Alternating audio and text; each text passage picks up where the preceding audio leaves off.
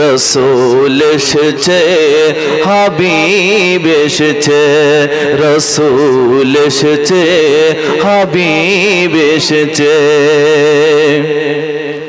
আরব দেশে কাবার পাশে মানবের সেরা মানব এসেছে। জোরে বলেন না সুবহানাল্লাহ। এই মানবের মতো মানব আর দুনিয়াতে আছে বলে মনে হয়? আর নাই। আল্লাহ পাক ওনাকে শ্রেষ্ঠ করে পাঠিয়েছে, সৃষ্টির সেরা মানব হযরত মুহাম্মদ সাল্লাল্লাহু আলাইহি ওয়াসাল্লাম। একবার জোরে বলেন না সুবহানাল্লাহ। আরব দেশে কাবার পাশে মানবের সেরা মানব এসেছে।